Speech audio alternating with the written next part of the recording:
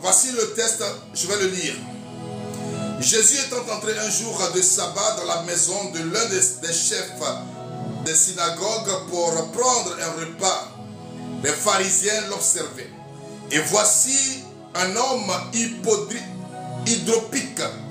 était devant lui.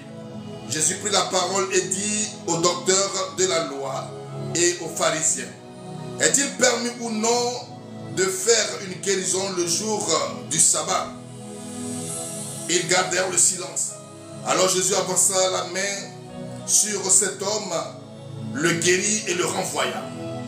Puis il leur dit, lequel de vous, si son fils ou son bœuf tombe dans un puits, ne l'en retirera pas aussitôt le jour du sabbat? Et ils ne purent rien répondre à cela. Acclamons la parole du Seigneur. Bien-aimé dans le Seigneur, que Dieu te bénisse. Aujourd'hui, j'ai voulu te donner un enseignement sur la loi et la grâce. La loi et la grâce. Vous savez, nous en Afrique, avant que nous ne connaissions l'évangile, nous avions nos religions. Nous avions nos religions, nous partions chez les féticheurs, chez les marabouts. Je voulais prendre l'exhortation comme ça pour que tu puisses bien comprendre. Et c'est à ça que nous croyons. Nous croyons à nos fétiches, nous croyons à nos pratiques. Et un jour, Dieu nous envoie des hommes qu'on ne connaît pas. Ils ne sont pas de la même race que nous et nous annoncent un message nouveau. Le message de Jésus-Christ. Dieu, l'Afrique le connaît. L'Afrique, ce n'est pas les missionnaires qui nous révèlent Dieu. Nous connaissons Dieu. Il y a certaines lois de Dieu qui sont dans la Bible, dans les 10 commandements de Moïse, que nous connaissions déjà. Vous comprenez bien? Voilà, c'est là que vraiment je découvre un mystère sur véritablement que le monde est parti d'un endroit pour s'étendre. Quand on parle de tu ne voleras pas, tu ne mentiras pas, tu ne commettras pas d'adultère. Vous voyez, ça c'est des principes qui étaient connus déjà. Donc, ce que les missionnaires, l'évangile qui nous envoie, c'est le nom de quelqu'un que nous ne connaissions pas. Le nom de Jésus. Qui est Jésus? Vous voyez, et cette question, ce n'est pas nous seulement qui la posons, mais même les Juifs se la posaient à un moment donné. Quand les pharisiens demandaient, mais qui toi-même là-haut, tu es qui? Dis-nous qui tu es. Est-ce que tu es le Messie? Parce qu'effectivement, les prophètes avaient annoncé l'avènement d'un Messie. Mais lui, il est venu, il n'a jamais dit qu'il était le Messie. Il fait des choses, franchement, il renverse tout dans le temple quand il est fâché.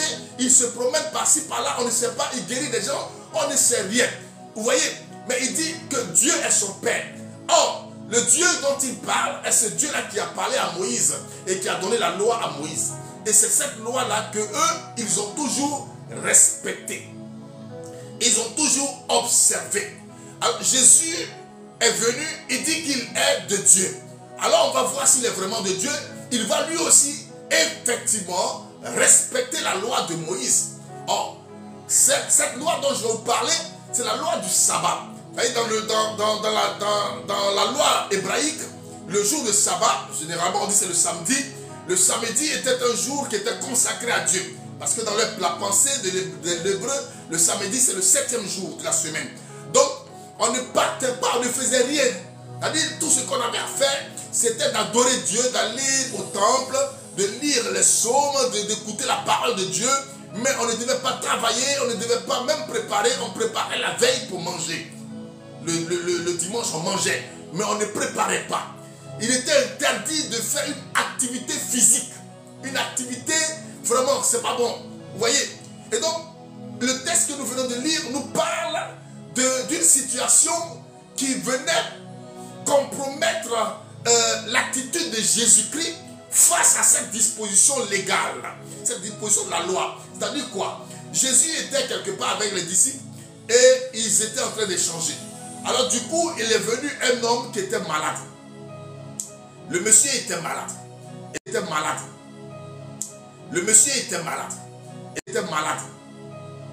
le monsieur était malade. S'il est vraiment le Fils de Dieu, on va savoir s'il est vraiment le Fils de Dieu. Alors, Jésus, qu'est-ce qu'il va faire? Jésus va... Il connaissait déjà leurs pensées parce qu'il est Dieu. Alléluia. Dieu seul peut connaître la pensée des hommes. On dit les gens étaient assis, ils regardaient Jésus sans dire mot. Alors Jésus va leur poser.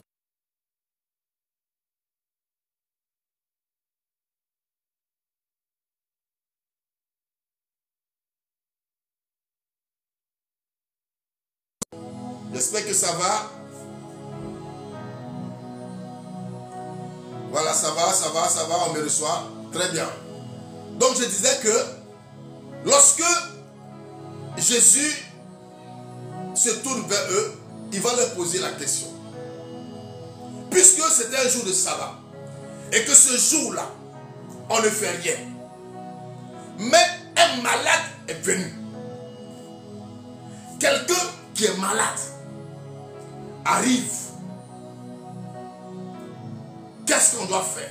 Est-ce que la loi qui dit qu'on ne doit rien faire là s'applique aussi à une question de santé? Amen, amen. Alors il se tourne vers eux et puis il leur pose la question. Est-ce que le jour de sabbat là, c'est permis de faire du bien ou bien de faire du mal? Cette question est très très importante. Vous savez, il y a des questions qui cachent des affirmations. Il y a des questions qui révèlent des affirmations. C'est-à-dire, Jésus l'a dit, est-ce qu'un jour de sabbat, c'est permis de faire du bien ou du mal? Autrement dit, vous qui parlez de sabbat, qui observez le sabbat, mais le jour de sabbat, vous commettez de mauvaises choses. C'est vrai, vous observez le sabbat, mais au-delà du sabbat, dans vos cœurs, vous méditez le mal contre des gens. Vous agissez mal contre des gens. Voici ce que la question révèle. C'est pourquoi on les appelle les pharisiens. Jésus dit, ils sont des tombeaux blanchis. C'est-à-dire, ils portent de beaux habits. Mais à l'intérieur d'eux, il n'y a que péché, vice. Ils appliquent la loi aux autres. Ils font porter la charge de la loi aux autres, mais eux-mêmes ne la portent pas.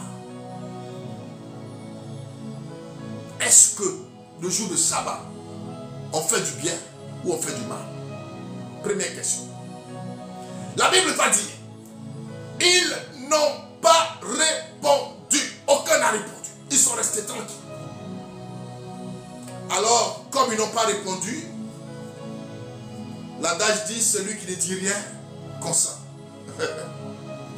Alors Jésus va guérir le malade.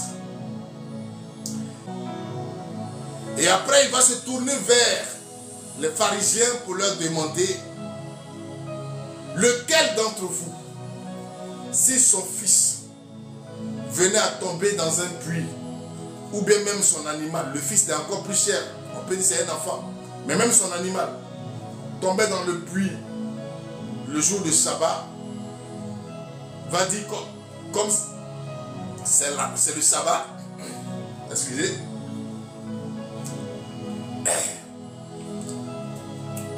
voilà. Donc, lequel va dire, comme c'est le sabbat, je vais laisser mon enfant pour le faire sortir du puits le lendemain. Comme le lendemain, on peut travailler, c'est le lendemain que je vais le faire. Aujourd'hui, c'est le sabbat, il te casse les dents. En fait, Jésus était en train de leur dire que vous avez mal compris la loi et vous utilisez mal la loi. La loi n'est pas mauvaise. Mais la loi, elle nous impose à un certain niveau, sur une certaine interprétation, elle nous impose une vie qui ressemble même à une prison. On ne peut plus bouger parce Parce qu'il y a la loi à gauche, il y a la loi à droite, il y a la loi devant, il y a la loi derrière. La vie chrétienne, ce n'est pas ça. Nous sommes chrétiens parce que nous aspirons à la liberté.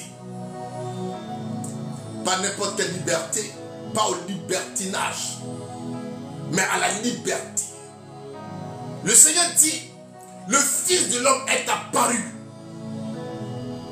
afin que les brebis que nous sommes, nous ayons la vie en abondance. Une liberté qui n'a pas de fin. Il ne faudrait pas que la loi donnée par Dieu pour réglementer la société puisse être une loi qui nous aliène. Saint Paul disait, la loi n'est pas péché, mais nous avons connu le péché par la loi. Nous avons connu le péché par la loi. Regardez Adam et Ève. Ils étaient dans le jardin d'Éden tranquilles. Ils vivaient tranquilles, il n'y avait pas de problème. Mais le jour où ils ont su que l'arbre qui est là, on ne doit pas manger, on ne doit pas toucher à ça, automatiquement, ils ont bien regardé à l'arbre et ils ont vu que l'arbre était bon. La loi nous révèle le péché, sinon la bonté du péché. C'est parce qu'on dit qu'il ne volera pas que les voleurs se multiplient. Si on disait autorisation à tout le monde d'aller voler, tu allais voir les gens qui allaient refuser de voler. Il y a des gens qui allaient dire non, non, je ne vole pas, je ne vole pas, je suis fatigué de voler, je ne peux pas voler, c'est fini. Maintenant, comme on dit, on ne vole pas, automatiquement ils s'en vont. Des gens qui mentent, ils sont la vérité devant eux, ils mentent. Souvent ils mentent même sur le nom de Dieu. Parce que simplement ils savent qu'on ne doit pas mentir. Donc la loi même nous pousse à pécher. La loi incite le péché. C'est pourquoi un homme marié légalement devant Dieu et les hommes, il a une femme avec qui il peut avoir des rapports sans problème, sans péché. Il la laisse pour aller coucher avec la servante. Parce que dans la conscience de l'homme,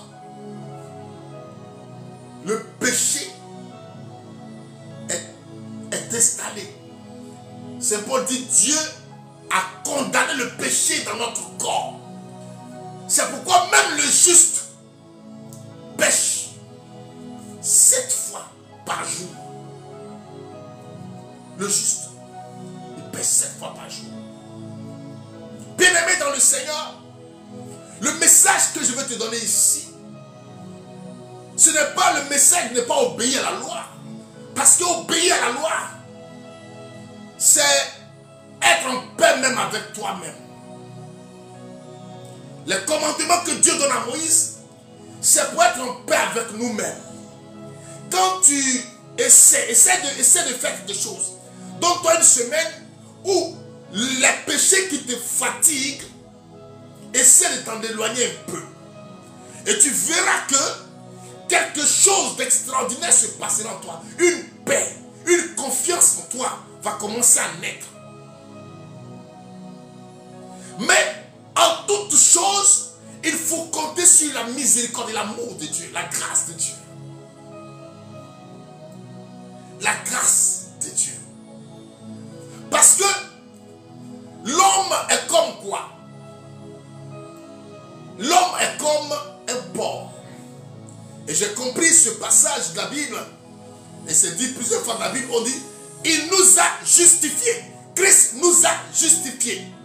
Il a pris notre corps et il nous a justifiés. Lorsque Jésus sort du Jourdain, il entre dans le désert, qu'est-ce qui se passe? Il va être tenté pendant 40 jours et 40 nuits de jeûne. Il va être tenté. La Bible dit, il lui fait. Souvent, voici les situations dans lesquelles nous péchons. Nous avons faim, nous avons soif, nous avons un désir libidaire. Nous avons quoi? Nous avons soif même du pouvoir, la soif de l'autorité. C'est pourquoi la Bible dit que le diable l'a mené sur une montagne et lui dit, jette-toi, car je te donnerai ce monde et tout ce qu'il a, les richesses de ce monde. Tellement nous en avons besoin que nous finissons par entrer dans des choses qui ne glorifient pas le nom de Dieu. Alléluia. La recherche du bien-être nous pousse dans le péché.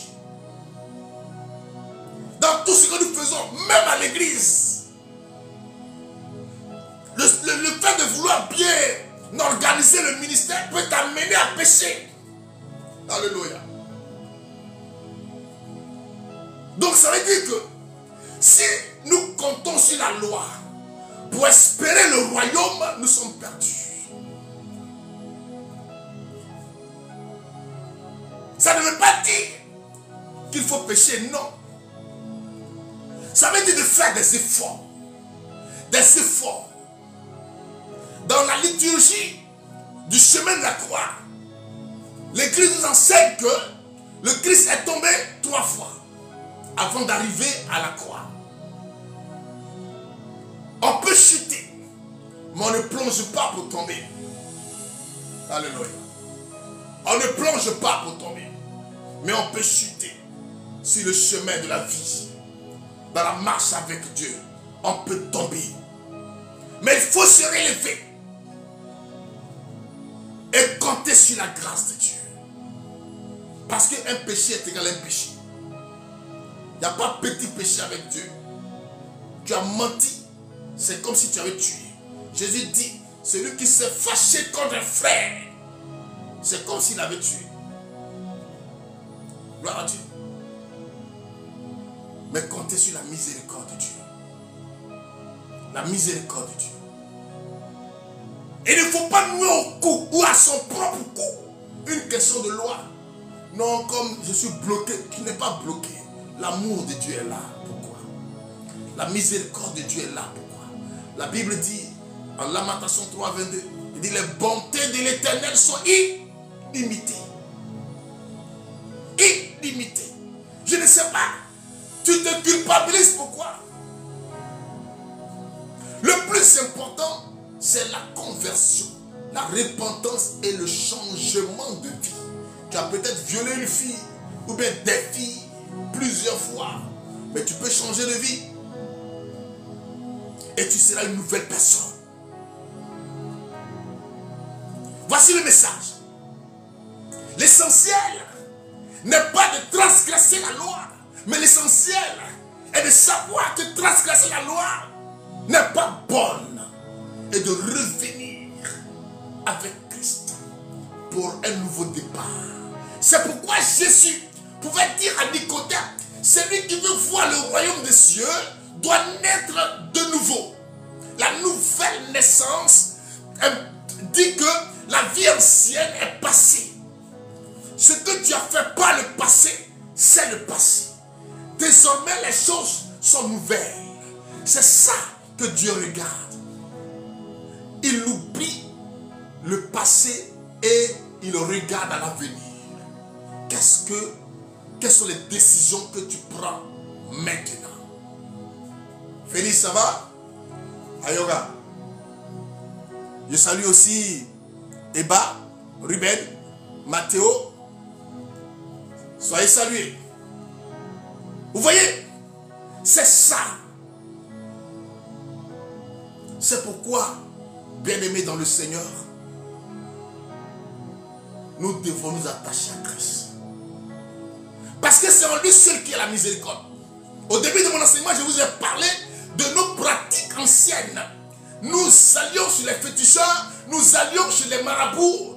Mais vous savez, pourquoi c'est dangereux avec ces pratiques-là? Parce que là-bas, il n'y a pas de miséricorde. Il n'y a pas de grâce. Gloire à Dieu.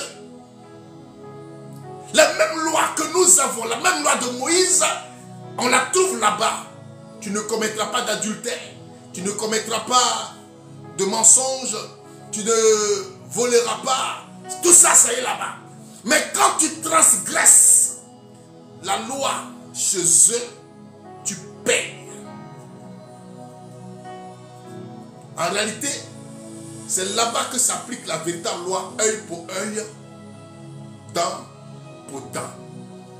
Chez nous, ce n'est pas ça. C'est pourquoi le monde va bien. Quand vous regardez le monde, si Dieu devait nous frapper à chaque péché, mais chaque jour, il y a des calamités. Chaque jour, tellement on en commet. Souvent même, tu es en train de prêcher que tu pêches. Tu vas à la communion, tu pêches. Tu es à l'église, tu pêches. Je ne sais pas qu'est-ce qu'on peut faire sans pécher. Nous sommes comme des porcs. Le porc, il vit dans la boue, il vit dans les immondices. C'est ce que nous sommes. Nous sommes l'image. Nous sommes le reflet moral du porc. Nous vivons dans le péché. On ne peut pas vivre sans péché. Le Christ est entré dans un corps semblable à celui d'un homme. Lui qui est Dieu. Et il a vu, il a compris que si on ne sauve pas l'homme, il ne sera jamais sauvé. Parce que la loi a été donnée par Moïse, mais on a transgressé la loi. Ces pharisiens qui étaient là, qui parlaient de sabbat, c'est les meilleurs transgresseurs de la loi, les meilleurs pécheurs. Qui a pu observer la loi de Moïse? Même Moïse lui-même. Moïse lui-même. Il n'a pas pu observer sa propre loi. Il descend la montagne. Amen, amen. Il descend la montagne, qu'est-ce qu'il voit en bas? Il voit que les gens sont en train d'adorer le veau d'or. Oh, Dieu l'avait déjà prévenu. Au lieu de se calmer, il s'énerve et puis il casse les tablettes. Dieu dit, mon béni, tu n'es pas encore prêt. Reviens. À cause de cela, il n'a pas pu entrer à Canaan. Sur la montagne, Dieu lui dit, à Canaan, mais tu n'y entres pas. Nous sommes pécheurs et nous sommes privés de la gloire de Dieu. La Bible dit, le salaire du péché, c'est la mort. C'est parce que nous sommes pécheurs que nous mourrons. Mais il y a une espérance. Cette espérance, la Bible dit, c'est le don gratuit. Le don gratuit. La vie éternelle. Le don gratuit. Par son sang coulé à Golgotha, nous avons été rachetés. Nous devenons de nouvelles personnes. Un peu comme un enfant qui s'est sali. Mais quand sa mère le voit, la mère le prend, elle lui enlève les habits sales. Elle le lave, elle le rhabille avec un nouvel habit. Et il reflète la pureté, la propreté. Et c'est cela. Lorsque Dieu nous voit dans un état de pécheur, Dieu ne nous rejette pas, mais il nous appelle ses enfants. Il dit, oh mon enfant, pourquoi as-tu fait cela? Un peu comme le père de l'enfant prodigue. Il dit, mon enfant, pourquoi as-tu fait cela? La Bible dit, il était là, il regardait le chemin que son fils a pris. Il attend, espérant qu'il va revenir. C'est comme ça que Dieu se comporte avec nous. La loi, nous l'avons transgressée. Et peut-être que nous la transgresserons encore. Mais même si tu devais transgresser la loi, ne le fais pas volontairement. Mais sache que il y a quelqu'un. Même si les pharisiens t'accusent. Souvent les pharisiens, ce n'est pas les gens qui sont autour de toi seulement. Il y a ta conscience qui peut t'accuser. Il y a des gens qui se sentent tellement sales qu'ils pensent que Dieu ne peut plus rien faire pour eux. Il peut faire quelque chose pour toi. Ce que je veux te dire, il peut faire quelque chose pour toi. Tu es une femme. Tu t'es laissé entre les mains des hommes, à gauche, à droite. Ils t'ont manipulé, ils t'ont souillé. Tu en avais tellement. À la recherche de quoi? Quel bonheur, tu ne l'as même pas eu. L'argent qu'on t'a donné n'a pu te servir. Et tu es devenu comme un objet dans la main des hommes. et tu penses que Dieu ne peut pas t'accueillir, il peut t'accueillir. Dieu peut t'accueillir. Il peut changer ta vie et faire de toi un instrument pour sa gloire. Bien-aimé dans le Seigneur, la conclusion, c'est en une phrase. Fais l'effort d'observer la loi, mais en comptant sur la grâce. Car c'est la grâce de Dieu qui nous donnera d'être assis à la fin des temps, à la même table que le roi des rois, Jésus-Christ de Nazareth. Que Dieu te bénisse. Shalom à toi. Merci de nous avoir suivis. Que Dieu nous bénisse.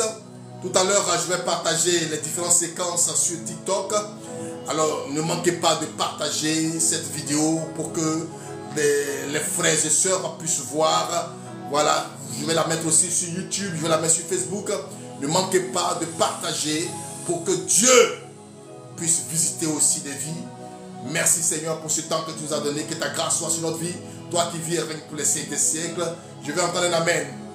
Que Dieu te bénisse.